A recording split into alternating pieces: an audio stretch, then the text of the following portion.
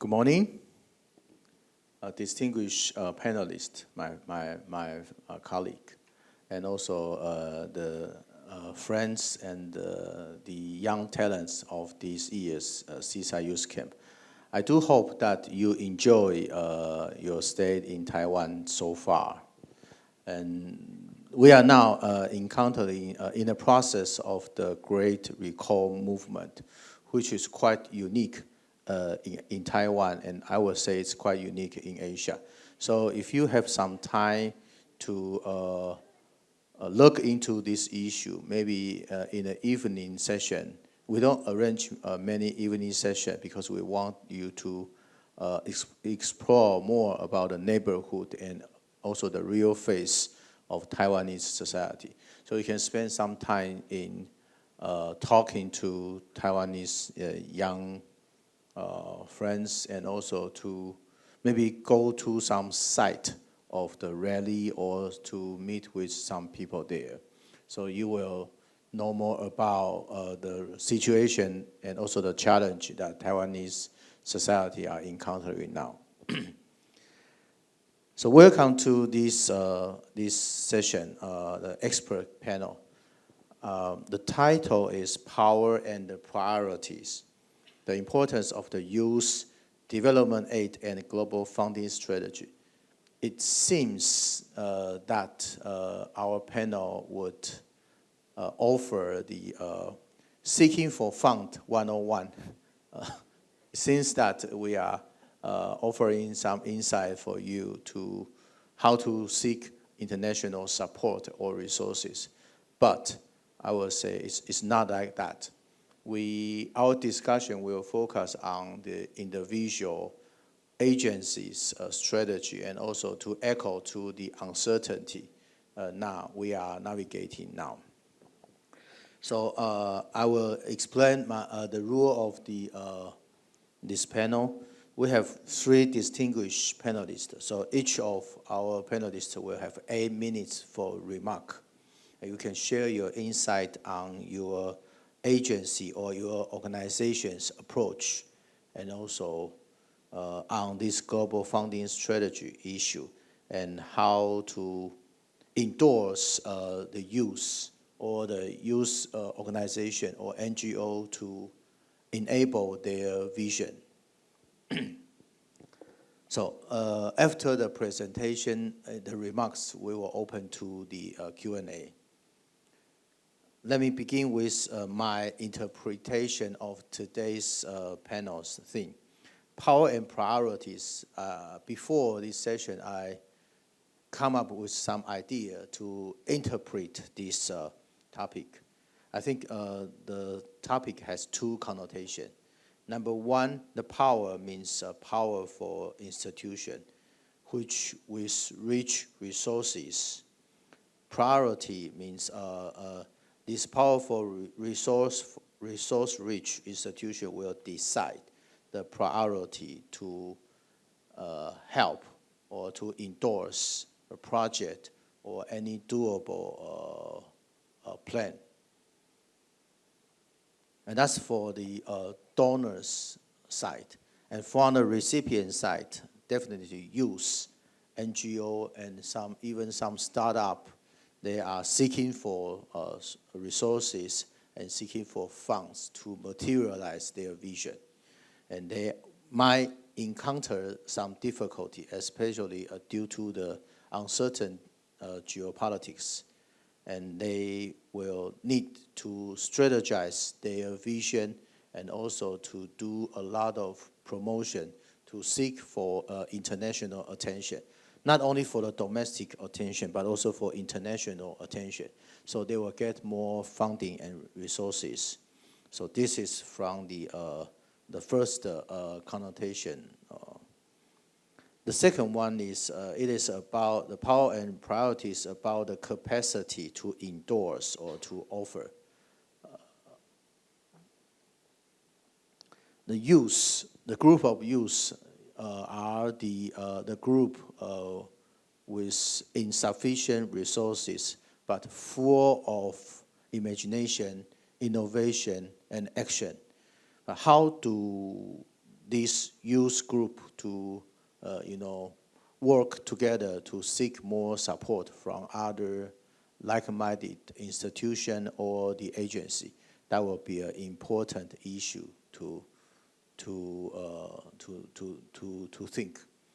So today we gather this information, gather this important expert from the government-related aid agency, like ICDF, headed by Deputy Secretary Xie. And she definitely will share the idea and also the insight on how Taiwanese government-related aid agency work with the local counterpart and their global outreach strategy, and what will be the priority that this Taiwanese aid agency strategize, and so that I think some of you may consider to work with ICDF in the near future. And then we also invite Sang Lin, the Secretary General of Taiwan Aid. It's not aid agency, but it's an umbrella agency, umbrella platform, and also the consortium of the 30 NGO, the service-oriented NGO in Taiwan. They provide the assistance and service to different Southeast Asian countries. Their member institutions cover a wide range of the issue area, but mostly focus on the medical and also the health issue area. They have some outreach, a lot of outreach in Taiwan's new southbound policy country. I think in most of your country, you can find the partner institution of the Taiwan Aid member institution. So I think their strategy demonstrates the non-government feature and nature of this aid, development aid and humanitarian assistance.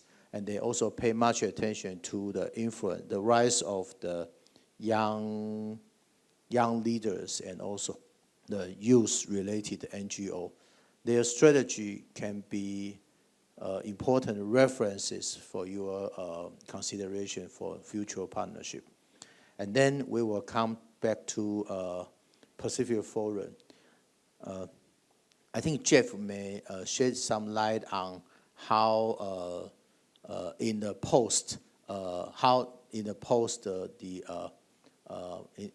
during Trump administration, in the post-USAID era, how to apply for some resources, some grant to make your to materialize the NGO's vision and plan. So I do believe that we will have a very interesting discussion and interactive engagement. So first, without further ado, let me invite Deputy Secretary Pei-Fen Xie of the ICDF to have your remark. Pei-Fen, the floor is yours. Thank you. Thank you, Executive Director Yang. And good morning, everyone. And as our MC introduced, I'm Pei-Fen from the Taiwan ICDF. Taiwan ICDF is the Taiwanese ODA agency. So we've established for almost 30 years. And next year is our 30th anniversary. But before we established, Taiwan actually started the ODA work in 1959, when we first sent our first mission to Vietnam. I see we have Vietnamese friends here. And then we started to send our agricultural technical missions to Africa, to other countries. So currently, the Taiwan ICDF work very closely with the Ministry of Foreign Affairs, and our work focuses on 6 priorities, which include agriculture, public health, SMEs, ICT, education, environment. And as you can see, the 6 priorities are, they are our Taiwanese comparative advantages. So what we do, how we identify our priorities is that we identify our comparative advantages as a country, and then we also listen to our partner countries, what their needs are, and we try to match the two. So we currently have these 6 priorities. And we align our work with the UN's Sustainable Development Goals very closely as well. So in terms of, and we have 22 technical missions in 21 countries. So what we stress a lot is local engagement. We actually send our own employees to our technical missions around the world. We have technical missions in Pacific, in the Southeast Asia, in Africa, in Latin America, and the Caribbean, in South America. So what I think this is what distinguishes us from other ODA agencies. For a lot of ODA agencies, they commission their work to other institutions, but we insist a lot on sending our own people because we think ODA is, well, this is our belief. We think ODA is not just sending money to the people who are in need, but actually to empower the people. So the connection between people is very important for us. And I think this is also very different from the approach some of the other countries take. For example, the Belt and Road Initiative, as you all know, of the PRC, they send a lot of huge investment in infrastructure projects. But what we as Taiwan, ICDF and Taiwan as a whole stress more is the local connection and local empowerment. It's human-centered approach. And in terms of our work related to young people, for our domestic young people, we offer overseas internship and volunteer opportunities. They can be sent to our missions around the world for half a year or a whole year to work with our mission or to work with the government of the host countries. And also for international students, I think this might be of more interest to you. So for international students, young people from around the world, we offer the Taiwan ICDF scholarship. Well, there are actually 3 institutions of Taiwan that offers scholarship to foreign students. The first one is the Ministry of Foreign Affairs. They offer scholarship to students from our diplomatic allies. And the second, and I know probably a lot of you are not in this category. And the second one is the Ministry of Education. They offer scholarship from for students who are not from the diplomatic allies. So these are the division of labor between the 2 ministries. And for the Taiwan ICDF, we offer scholarship to both, whether you are from diplomatic allies or non-diplomatic allies. And our programs, we partner with colleges, so they offer English program for our students. That means you don't have to learn Mandarin first before you enter, you register with the school. So this is the difference between the 3 scholarships. So for those of you who are still in school or who are interested in this, I think this is a very good opportunity. And also for young people around the world, we also offer professional workshops and vocational trainings. So for professional workshops, they last for 2 weeks. That's usually in Taipei. But for this one, it's usually, they usually are recommended by our embassies in different countries for the candidates to come to join our professional workshops. The workshops include topics such as semiconductor, which is the most popular topic right now, but also less fancy, but actually very important, such as agriculture, smart healthcare, and a lot of different topics. And also we offer vocational training. So for vocational training, but it's usually take place in our in countries where we have our missions. So we teach young people there, like how to, for example, repair cars, how to use the solar panels, and like for skills, on-hand skills. And also we also have quite a lot of women and youth empowerment projects in different countries. So we usually try to empower them through workshops, through mentorships, through like site visits, so they can start their own small business. So for young people especially, we have these projects. And for like all of our partner countries, and we actually have, as I mentioned, projects in the 6 priorities. And how we work is that we not only work with other countries, like for Southeast Asian countries, we currently have missions in the Philippines, in Thailand, and in Indonesia. So I think a lot of our friends here are from these 3 countries. So one way we work with our host countries is that this bilateral relationship between the 2. And then another way is we work with like-minded countries in a third country. For example, we just started a project in Tuvalu, which we work together with the EU. So that's the first time we work with the EU in a third country. And also, we also work with multilateral development banks. So even if you are not from the Philippines, Thailand, or Indonesia, the 3 countries I just mentioned where we have technical missions in, we actually also work with regional banks such as ADB in other countries.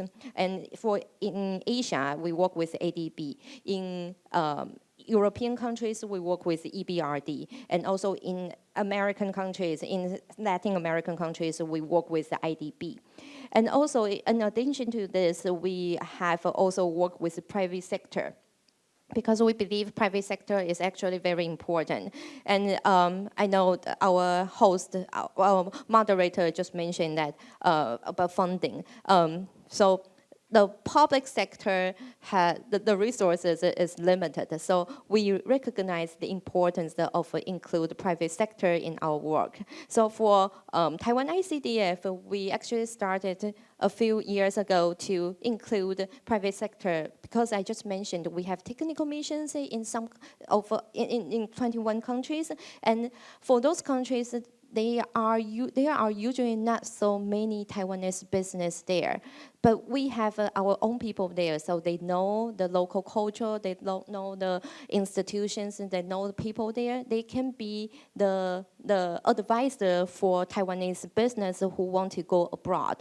So we recognize the importance of the private sector involvement. So we actually have a competition to select suitable business to go together with us to other countries. And of course, we also work with international and local NGOs as well. So for those of you who are from NGOs, we would be very happy to talk to you more about this. But I think for now, I'll just stop here, and then we can have more discussion later on. So that's it. Thank you.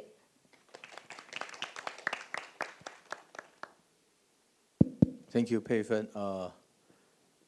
We all know that the important, or I should say, the top 8 donor country prioritized, such as U.S., European country, as well as Japan. And those experiences demonstrate how the major power and great powers outreach to their partnership through bilateral or multilateral, where even the rise of the Asian infrastructure investment bank led by China, they are seeking for institutionalize the multilateral aid and to some construction project. But comparing with those lessons, Taiwan as a middle power or a small power, we still work very hard to shoulder the responsibility and of those development assistance, especially mentioned by our former president, Madam Tsai Ing-wen, that Taiwan can help. And even during the pandemic, this Taiwan can help has been upgraded to Taiwan is helping. And the incumbent President Lai Ching-te and his foreign policy team the Foreign Minister Lin Jialong, he said Taiwan is not only helping, but Taiwan can also lead. And by leading means we are more than willing to offer what we have and to share those insights and know-how with the like-minded partner, especially our neighbors in Southeast Asia, South Asia, and Australia, as well as New Zealand. So through the experiences of PayFund, you may be aware that the approach Taiwan engage with our partner is not only sending money or tangible resources, but some more important empowerment practice, such as to enrich the profession and also to share the know-how by providing the training program and also professional workshop. And if you have interest in working with ICDF and also to seek the opportunity, not only focus on the grant, but how to enable yourself to seek for the professional skill and know-how, I will strongly suggest you to approach PayFund and to seek for any further bilateral partnership with ICDF or a few NGO, a few institutions of your cohort. You can establish some kind of the consortium.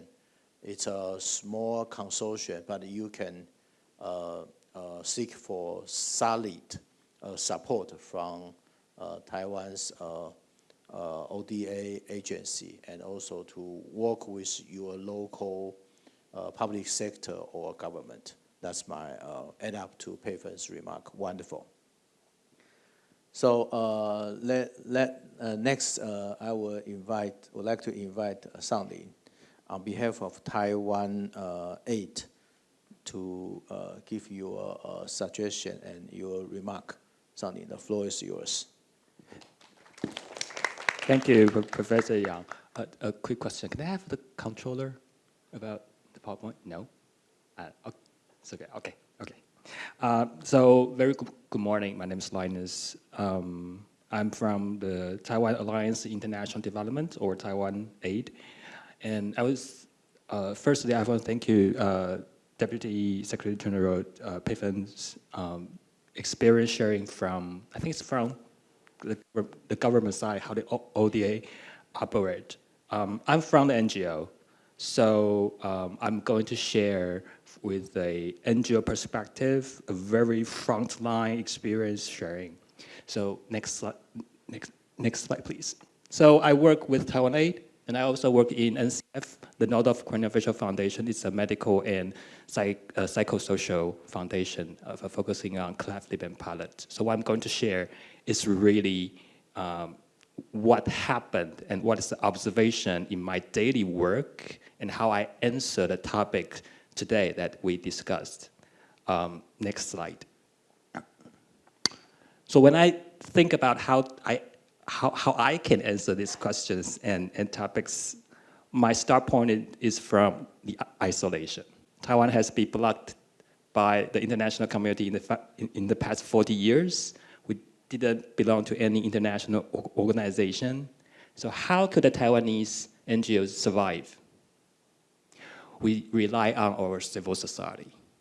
So we provide good service to the people in need, and we make a contribution to our society, and then we work with our individual citizens to make donation and support us. And that's why we can survive in the past decades and come to today. So when we talk about how for example, how the Trump administration, how the USAID issue, how the geopolitical shifting, my observation and my daily work tell me that it's actually not impact that much. I'm not saying that there's no individual NGOs in Taiwan has been suffered, because I also have friends who work in the international NGOs based in Taiwan who has great suffer in their office. But for the Taiwan-based NGOs perspective, I would say that is not the biggest issue in our daily life. But if we're talking about money, about funding, we do have some issues. Next. For example, it's the scam. Scam happen every day in Taiwanese society. And people lost money. And people get angry about it. And that is not only impact on the individual citizens, it has great impact on NGOs, especially if we do international development.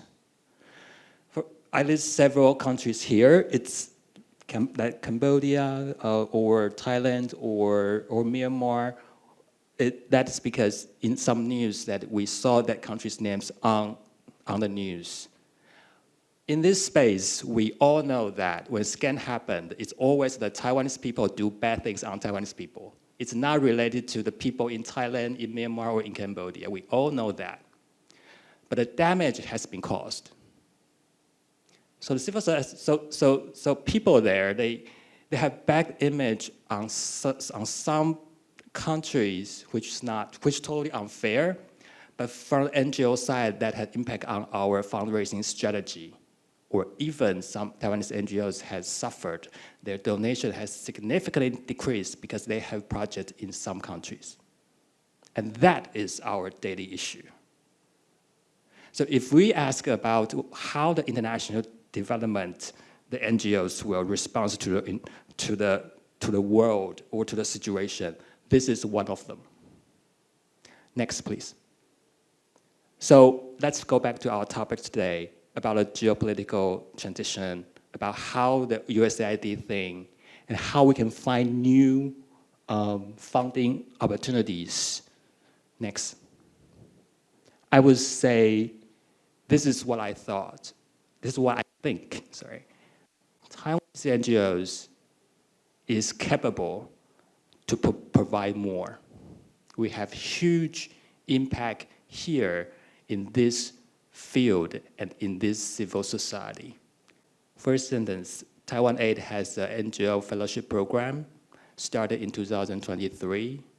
We have about 1,000 applicants every year. And it shows if Taiwan can provide good offers, people will come. And that is evidence that we can do more. But we also have great challenges.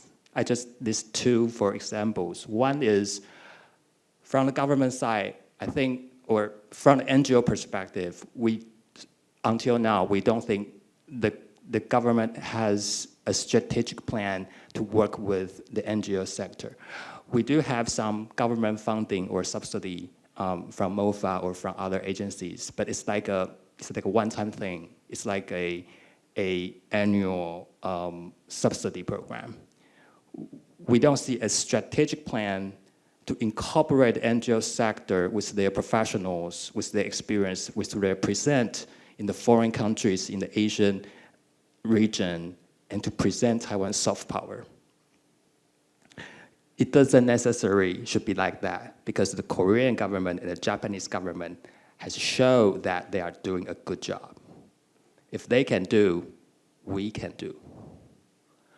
And not only in the government side, I think from the NGO side, the organizations should also be aware of their potentials.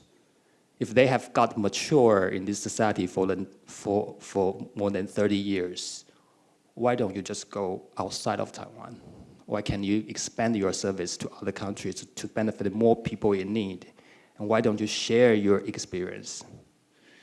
And this is how the NGOs that we should think about ourselves and how we identify ourselves.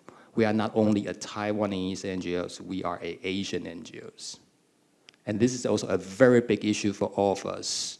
But the good thing is some of NGOs has already aware of that, and that we are going outside of Taiwan, though it's really difficult and challenging. Next, please. So my conclusion is, if you want to find new opportunities with Taiwan, from our young talents and our friends from Asia, I would say you just knock on the door to the Taiwanese government, Taiwanese NGOs, because it has no cost. You can write an email to the Taiwanese NGOs who share the same value with you. Go to know them. Go to ask what you have, what you need, and then let's see what can happen. Because when I always believe that NGO has professions that across the boundaries, and we all share the same value.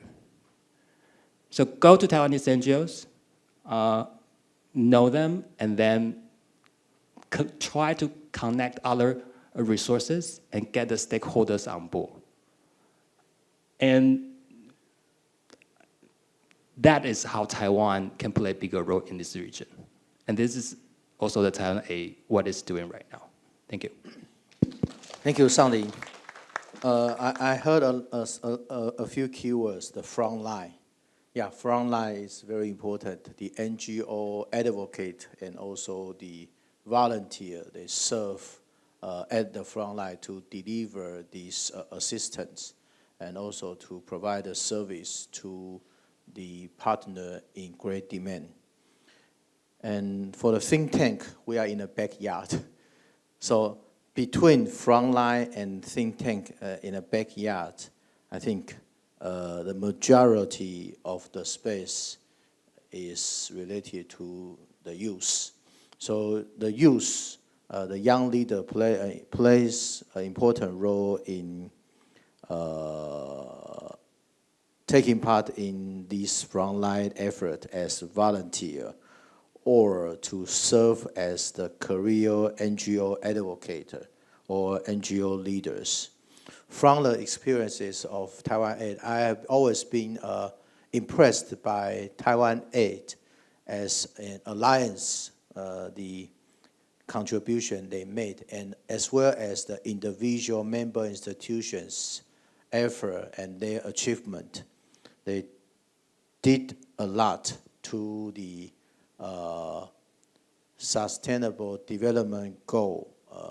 Although Taiwan is not a UN member, but our civil society organization work very hard to fulfill our responsibility as a global citizen and to work very hard to help and to seek a good partnership.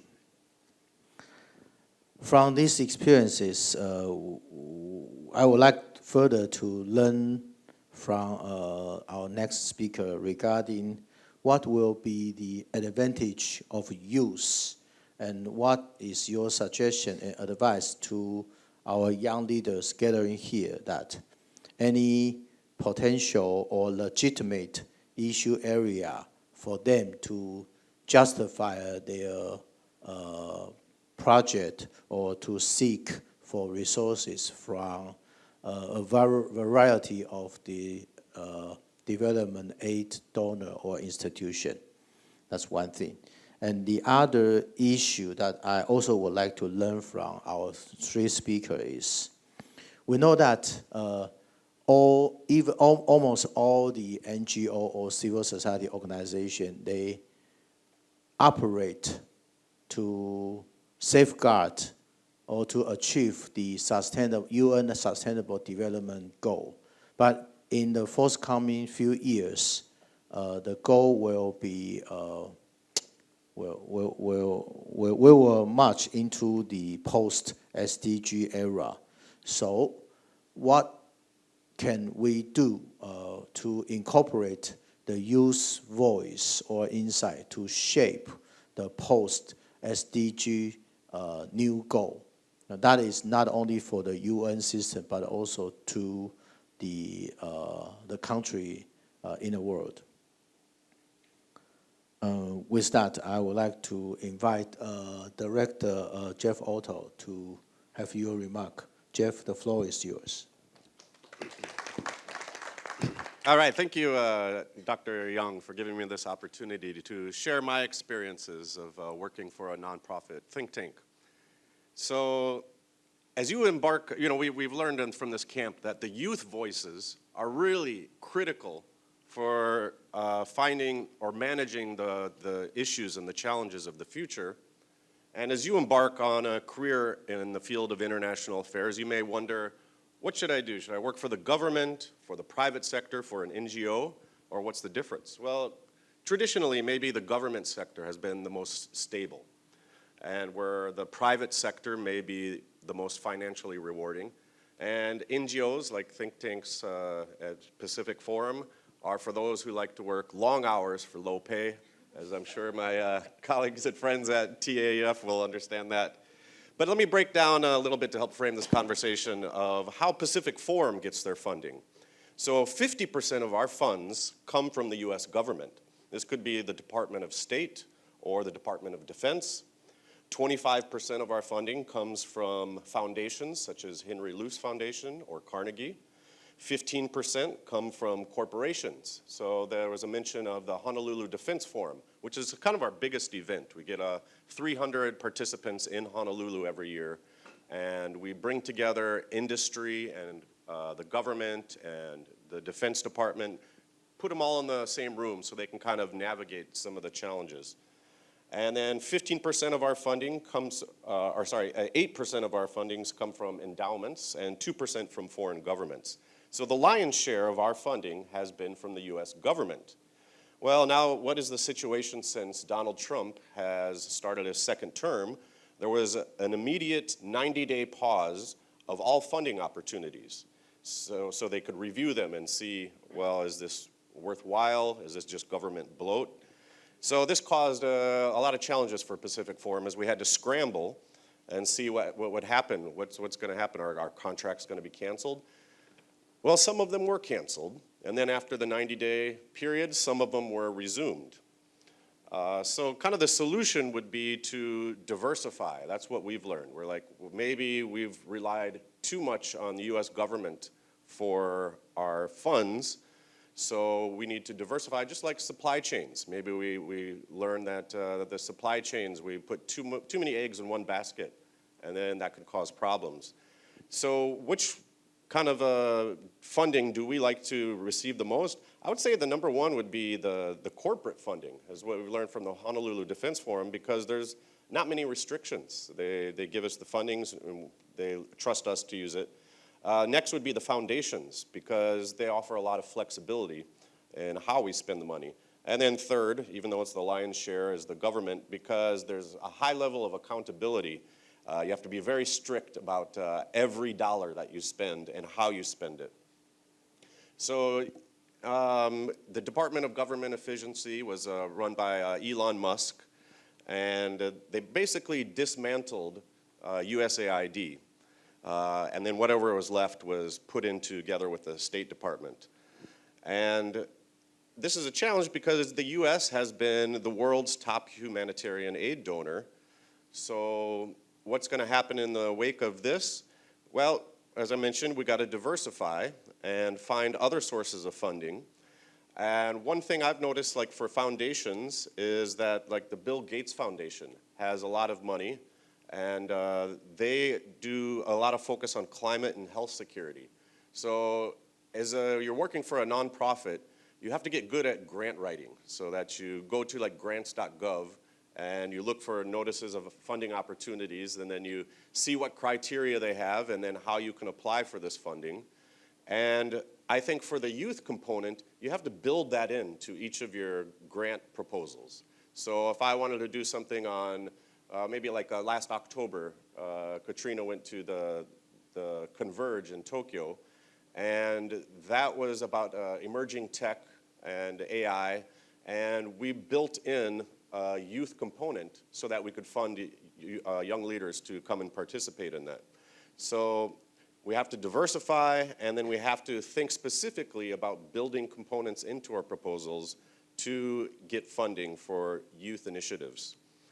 And going back to the USAID, sure, it's been mostly dismantled, and even like the State Department, the mandate was just 15% that needs to be cut from the State Department. And then that's given to the different regional organizations to decide where to cut this from. I'm optimistic that this is a lot just kind of political maneuvering under the Trump administration, and that America will still have a leadership role in funding opportunities like this. And I also have heard rumors that USAID might come back in just like a new form. This is kind of similar to a lot of the trade negotiations, like with Canada or Mexico. I think Trump just wants to put his stamp on it and basically negotiate the same kind of trade policy, but now it's the Trump version of it. And I think USAID will come back, and I've heard that it may be even called America First, unfortunately. I kind of hate that term, but you know, this is very much the Donald Trump vanity project. So maybe the pendulum will swing, and we'll just endure these 4 years, and then hopefully things will go back to normal. So those are my recommendations. Thank you. Thank you, Jeff, for your advice and your comment. And before I wrap up today's discussion, I'm a student learning from three wonderful panelists, and I take some notes and try to make a summary. I will share with you my summary later.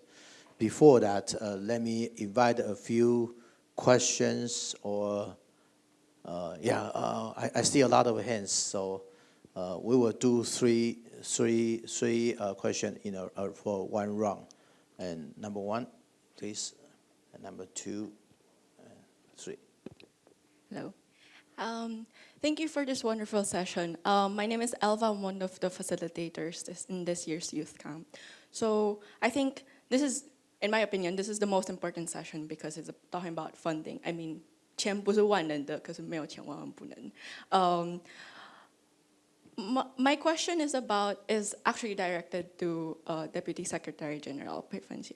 I'm a graduate, I'm an indirect beneficiary of one of the projects that ICDF funds because I'm a graduate of IMPIS program in National Zhengzhi University, 国际研究英语硕士. Now, for the past 2 years, I've worked very closely with how ICDF funds the project, and a lot of my classmates are ICDF scholars. And the ICDF scholarship is, and I tell everyone here, is the most, one of the best scholarships that you can ever get. But a challenge that we see here is if our objective is to have sustainable relationships, and not just in these 2 years that they are in this master's program, but after they graduate, whether they stay in Taiwan or go back to their countries. But when we trace these graduates, we either do not have contact with them anymore, or they do not work at all in the sectors that are related to the program. So the challenge that I see is we are not using this funding efficiently, because if the funding source of ICDF is MOFA, that means one very clear thing, that's Taiwan taxpayers' money. And as a Taiwanese, I know that my taxes are going into these. I want to help ICDF and this program make better. Do you have any suggestions how we can make this program, or not just IMPIS, but the education sector that ICDF funds better? Thank you.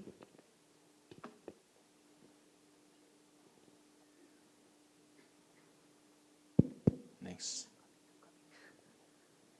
Hi, thank you so much for your insightful section. So let me just introduce myself. I'm Efrat from Myanmar. I ran a social enterprise incubator in 4 different Southeast Asia countries. And like many other organizations, we got impacted by USAID tax cuts and fan cuts. So that led us to rethink of our financial model. So we are now exploring options like investing our grants and generate income from those different portfolios. So I would like to hear your thoughts as well, because I'm from the financial sector. And my opinions on that might not be the most ethical way to see it. So let me rephrase my question again. So is it like relying solely on development aid stay a viable options in this challenging landscape, or is it time for us to diversify our grants and move forward to a more self-sustaining approaches? Yeah.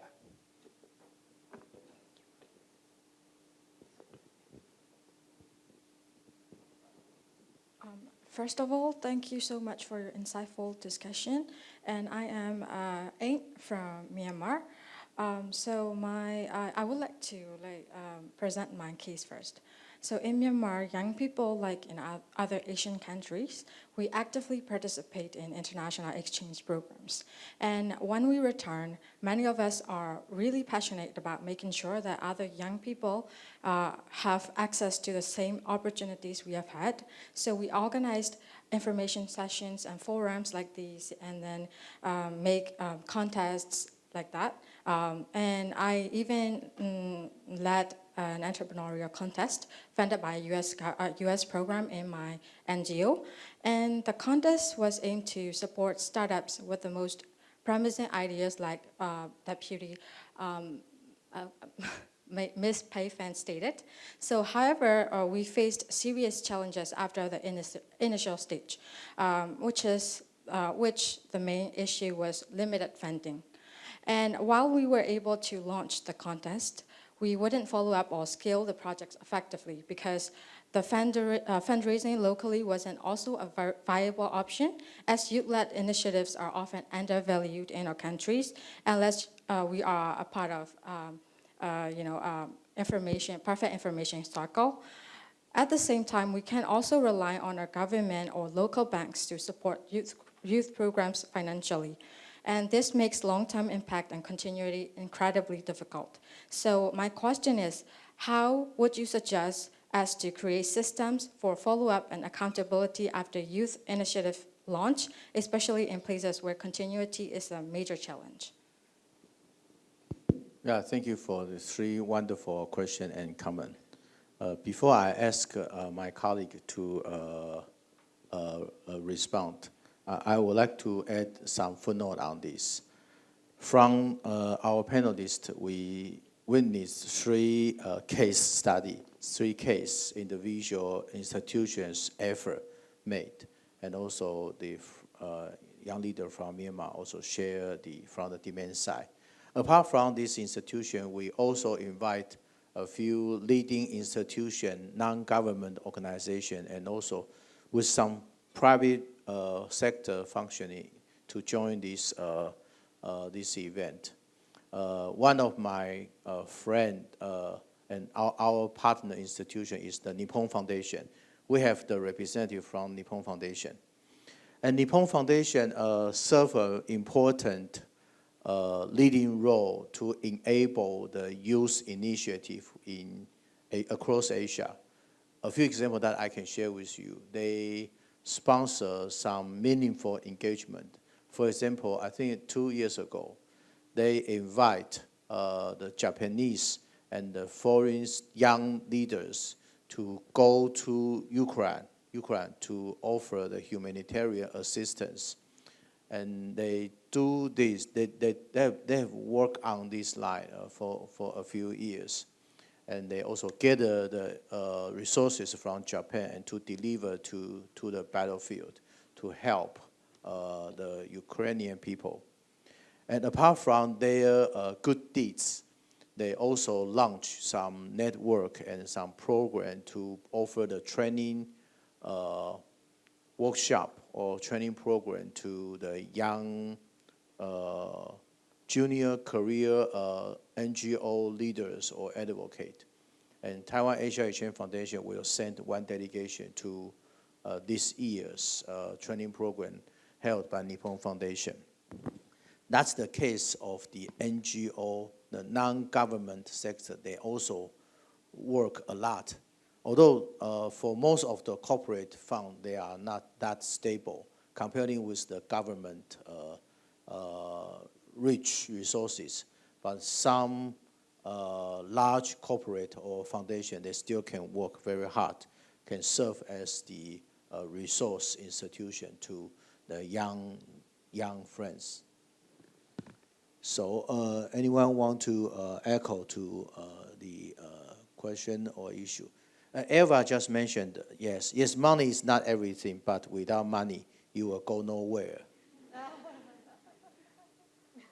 So that led me to think of another interpretation of USAID.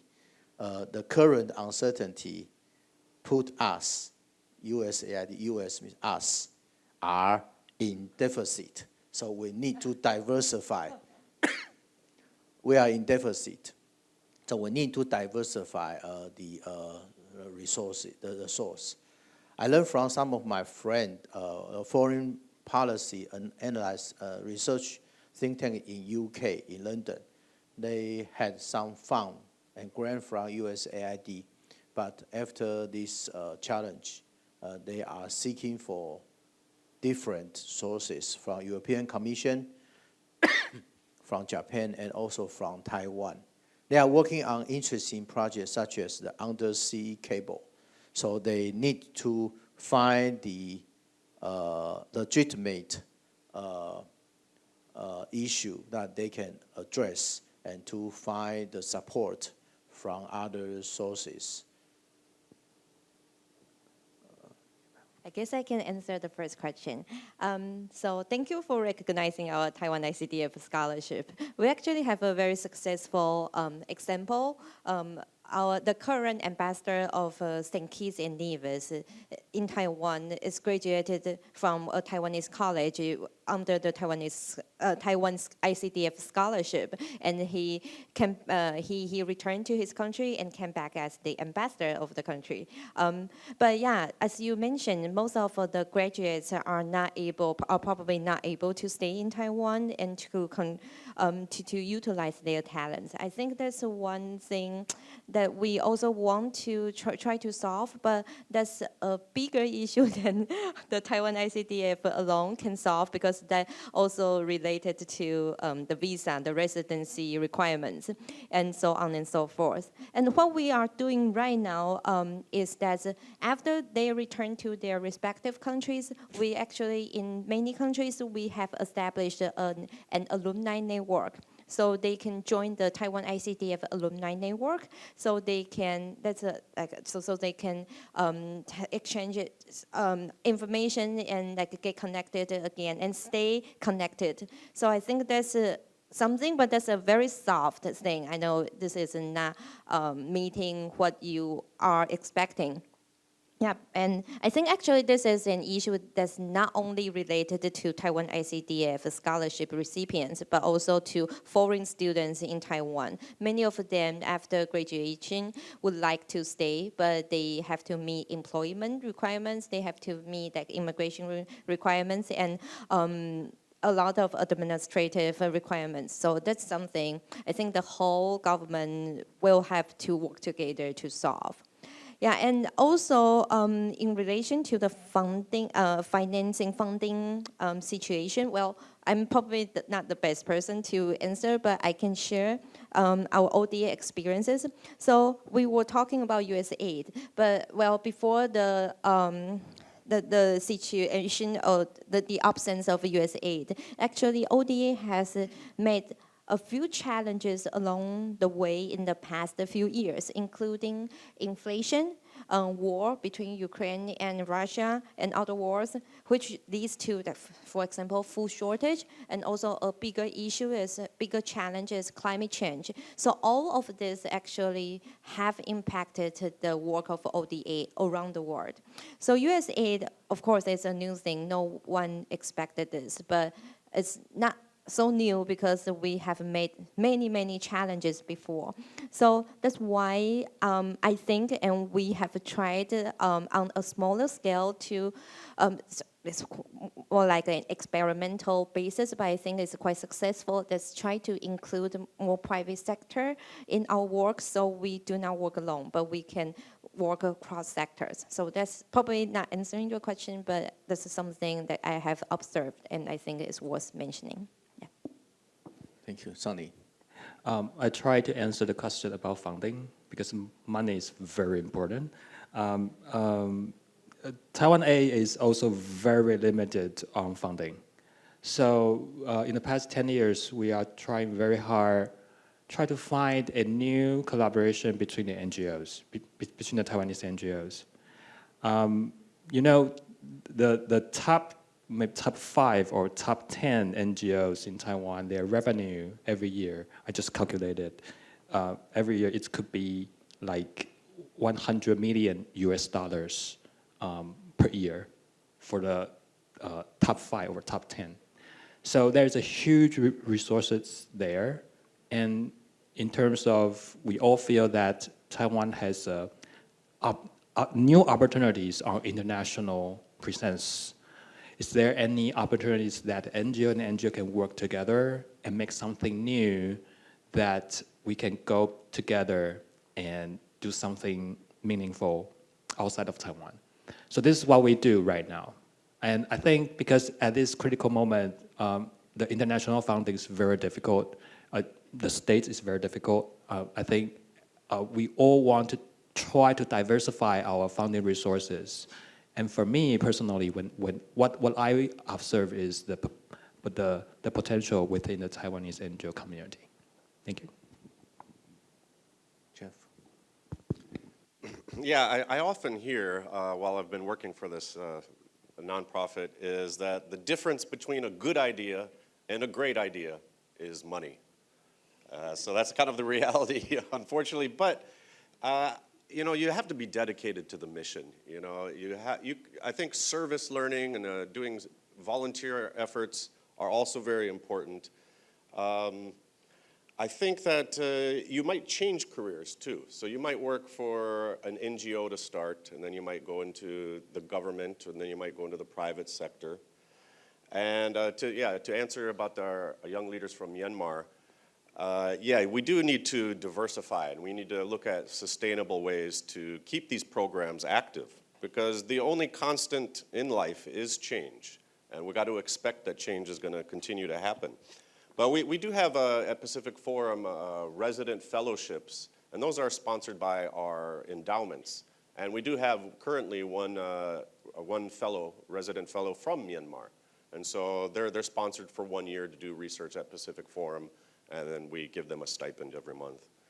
But as far as foundations, I'd go back to looking at some of these bigger foundations and trying to build youth components in there.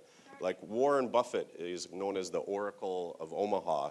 He is the CEO of Berkshire Hathaway, or was, and now that he's retiring, he's basically donated all of his money to the Bill Gates Foundation. So if you can build some kind of, Go to the websites, find out what they're after, and then look for funding about how you can use that criteria to adjust what you need and what you can build into that. And I think my other thing is about the private sector. So I have a couple friends that started working for NGOs, and then they went into the government, and now they're in the private sector. So if you get this kind of experience, this will maybe be very rewarding later in your career. So I have like one friend who works at MasterCard and another friend who works for Samsung, and they're both in the government affairs section. So getting experience any way you can in this field, I think will take you into a career path that will be rewarding and beneficial for the world. Thank you. I heard some keywords. One is Bill Gates Foundation. I learned from some of my friends in India. They also seek for grant from Bill Gates Foundation. They sponsor for the empowering the education and also the media literacy as well, and also the technology-related training program. And for MasterCard and the banks, the banks and also the bank-related corporate fund, they have some opportunity for sponsoring some youth initiative, which is meaningful and for related to sustainable development issue. So that's something that you may consider from the private sector. Even the Nippon Foundation.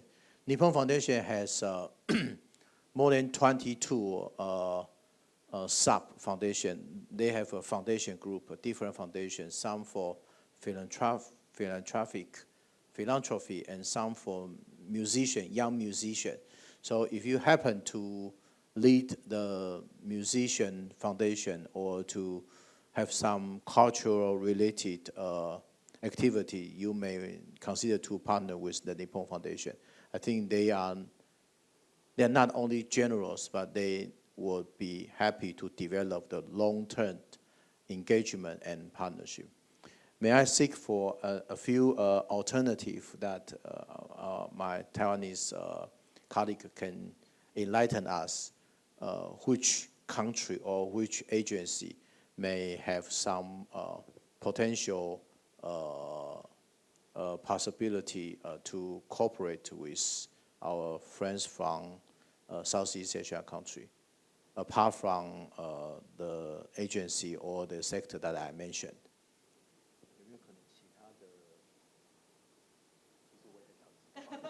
So they say they want to know more about that as well.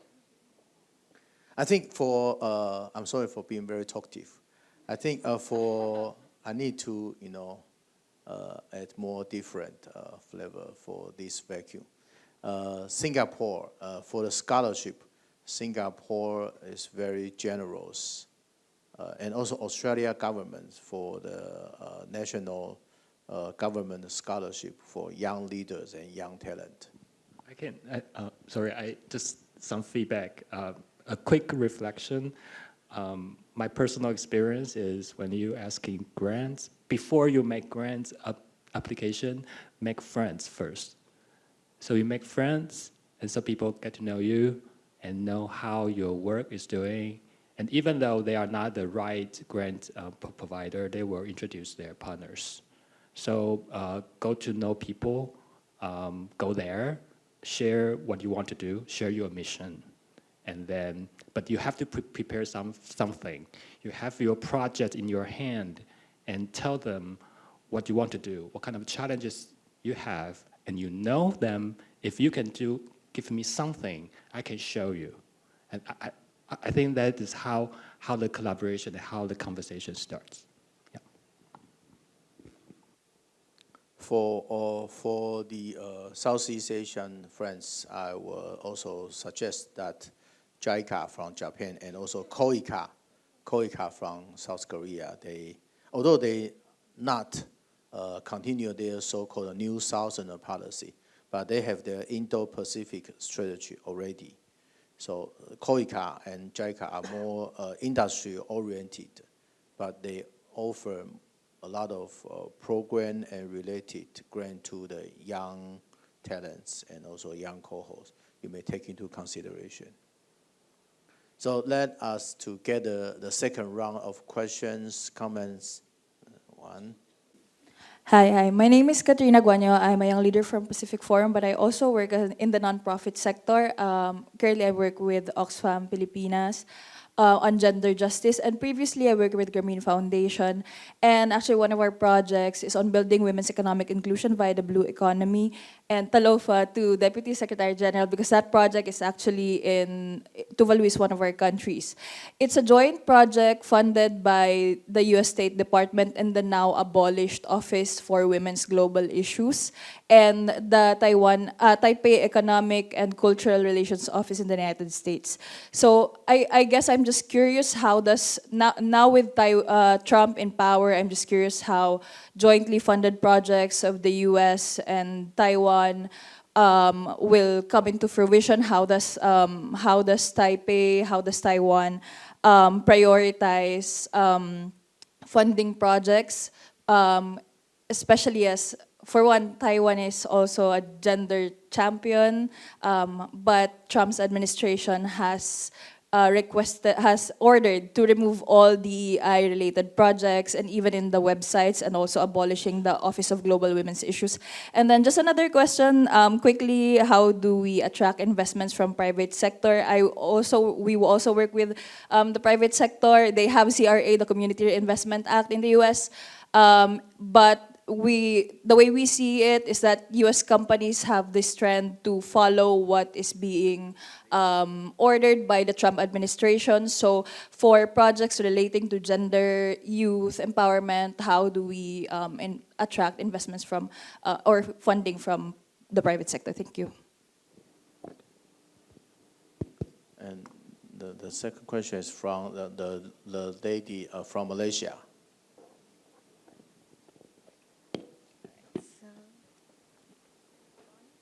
So, hello everyone, my name is Nur Aisha, I'm from Malaysia. So basically I want to ask about both of the panelists over there, which is from Taiwan and USA, which is a developing country, right? So as Mr. Secretary General pointed that Taiwan is not that affected from the Trump administrations, and then Mr. Jeff also mentioned that we should wait for the pendulum to swing. But for me, like coming from ASEAN countries, we are still developing country, which is we don't have a lot of money, and then we are heavily relying on others' aid. So do you have suggestions on how we overcome this issue instead of just like maybe like one of your suggestions is asking from Taiwan or like diversify the funding side, but what we can do as our own country to not rely on others so that we can maybe like move forward and be like Taiwan, that not affected as much, yeah, for the ASEAN country. Thank you.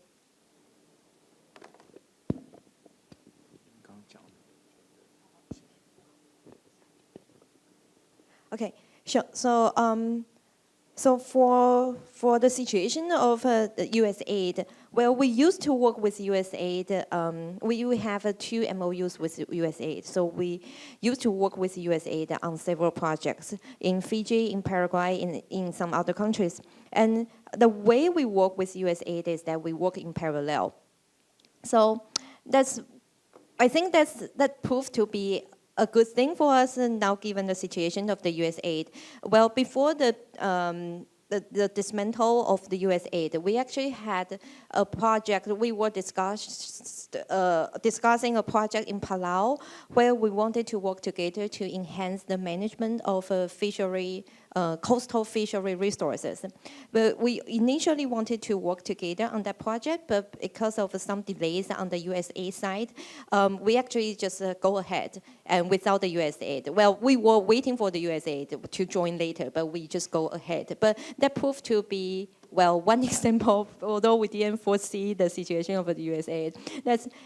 So we work in parallel. So, well, we would love to have both partners on board, but if one partner cannot join on time, then we can still work on that project. So that's the situation for us, for Taiwan ICDF. So we actually have a very recent example in the Philippines.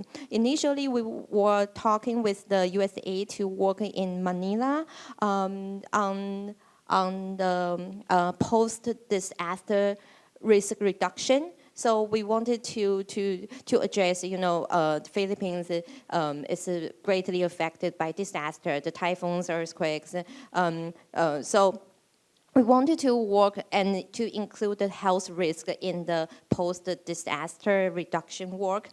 And but then because of the situation of the USAID, we also go ahead. Well, we didn't cancel the project, but we go ahead, but just without the USAID, and we go ahead and work with the Catholic Relief Services there. So I think, well, it's definitely a regret that USAID we can work with them as the way we worked with them before, but the way that the model that we work with them in parallel also kind of saves us, because we can work co-work, but we also can work dependently. We can work jointly and also independently.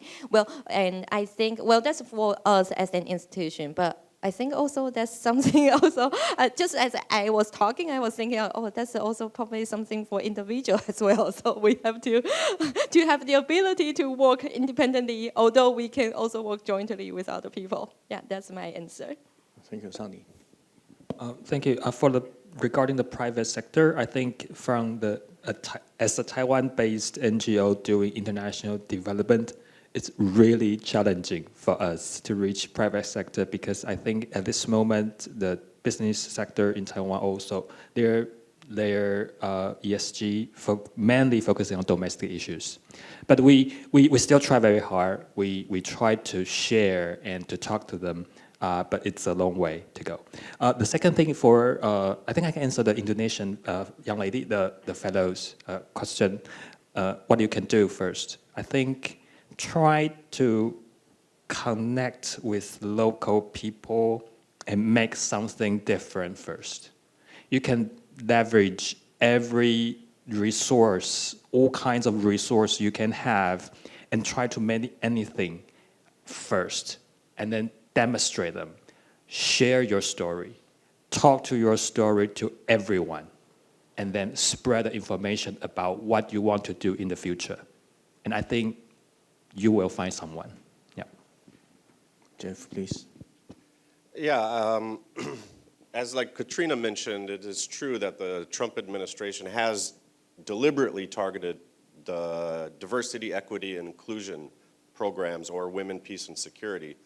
And unfortunately, we just have to adjust to those changes and find other ways. And I would say maybe there's a silver lining to the US pulling back a little bit. Is it creating opportunities for other people to step up? Just like maybe in the case of NATO, Trump threatened to leave NATO, and then it caused the other countries like Germany and France to step up into their collective defense and not rely solely on the United States there. So some of our programs that we have with the government, or like the US Embassy in Japan is one that we get a lot of our funding from. And now these are starting to come back online, or the South Korea as well. But I'm also encouraged by all the other think tanks and NGOs that our panelists have mentioned. And even Pacific Forum young leaders have gone on to create their own NGOs. Like in Cambodia, I have young leaders that have made their own think tanks. And so maybe if you have a project that you want to do, you might want to think about making your own think tank, or partnering with other people here. I think, as Mr. Lee mentioned, networking is so important. And I think this camp, these connections that you make, are going to be so important for the rest of your lives. And I think working together and getting your ideas and your voices heard are going to be able to solve these challenging issues. Well, finally, I would like to add some final concluding remark. Number one, for the idea scenario for the development of the youth NGO or even the think tank, the self-reliant ecosystem is the most preferred situation, but not every country exists as major power or as a resource-rich country, so it's difficult. That means we need a partnership and also the sponsorship from overseas or from different sectors. That shows the cross-sector partnership's importance. And I'm thinking what will be the key takeaway of this session when you return back home or after this SEASAT camp. Apart from my interpretation of USAID, us are in deficit. Apart from that, I would like to offer a summary of our discussion through the 5 good. The number 1 good is to say the good words. That means you need to prepare a good proposal for the strong advocacy for the effective action or joint effort to materialize your vision. So the good words that you need to address. Number 2 is to do good works. That means you need to pick up the legitimate mandate or issue area to persuade your grant donor or the development aid agency. And for the issues such as inclusiveness, equality, inequality, you may turn to Nippon Foundation. They pay much attention to the social welfare and those very meaningful long-term engagement. Apart from Nippon Foundation, I think in Malaysia, the Kasana institution, they also work on the domestic inclusive growth pattern. And in South Asia, you may approach BRAC, B-R-A-C. They are a very large corporate fund they pay much attention to this inclusive growth issue, especially the environmental justice. So those are 3 options that you may consider. And number 3 good is to make good friends, as mentioned by Sanglin. Make good local friends to justify that you can really materialize your project and make it doable. So these good friends need a resilient partnership or the model of Taiwan-Asia to forge an alliance together a few of the like-minded small or medium-sized NGO. Together, you can have more say. Apart from the NGO or non-government circle, you can maintain good friends from the government sector or the private sector. And I think those also help for your shaping of your proposal and your advocacy. For NGO and for think tank, please also consider Pacific Forum, ICDF, Taiwan-Asia, and also Taiwan-Asia Exchange Foundation as your trustworthy partner. We will be happy to join and to facilitate. Number 4 good is to show the good network, especially the international network, that you have the support from TAF, from ICDF, from Taiwan-Asia, from the non-governmental organization circle, and from Pacific Forum, and from other like-minded NGOs. And then this international network will be a plus to your advocacy. And number 5, the last not but not least, to achieve the good outcome, that you need to publicize the achievement, the previous record that your agency, your organization made, and also your contribution to those legitimate issue area and mandate. And then you will come up with at least 5 goods, and then you will be, I will not say 100% to get the grant or to seek the fund, but you will have more opportunity comparing with other applicants. I think that's my concluding remark. We had a wonderful session and a very interactive discussion on the challenges and also the new trends of the development aid issue.